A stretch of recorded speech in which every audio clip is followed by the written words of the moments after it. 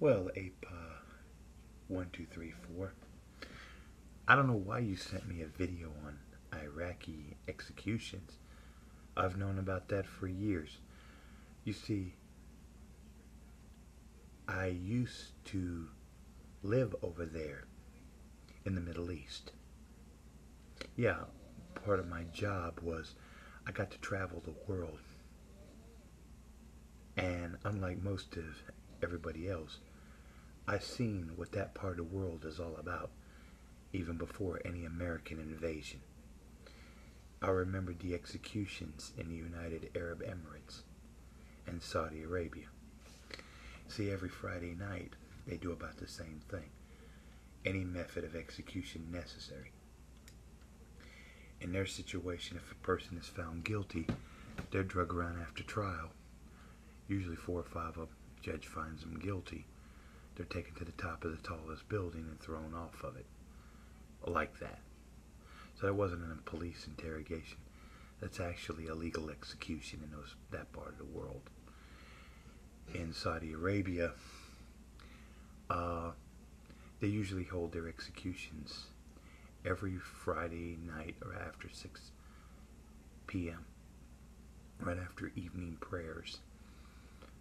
Men with long gray beards and gray robes bring out the condemned, be it men or women, even children. Usually if it's men, they're out there for whatever kind of crime, punishable, like say thievery, for a hot blade to cut off their hands or feet or other private parts. If you're accused of a theft, they cut a hand, or if your second offense, they cut both. If third offense is your head. If it's a woman who's committed adultery or crimes against her husband or family, they get the option of 3 executions. First is stoning. They take the women to a pit where there's lots of big bread-sized loaves of stones. They make her, either they let her have her clothes on or they take them off, and they stone the woman until she is dead. The second is a beheading. If it's real bad crimes, they behead the woman and put the head up for display. And if the woman is from a real influential family, she is allowed a hanging. Usually hanging is more than stoning or beheading anymore.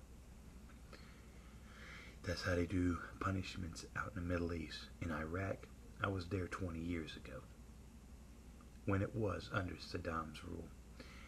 In their court systems, if you're found guilty of a crime, of a capital crime, they execute you that day. If a jury were to come back and say, I use example OJ, and come back with a guilty verdict, he is immediately tied up, taken to the top of a building, thrown off. If he survives, the police officer down below takes his .45 or whatever gun he's got and blows his brains out. Execution's there. Justice there is swift and brutal. And true, here in America, that happens too. But when we have executions, it's usually lethal injection of the gas chamber. But that's besides the point.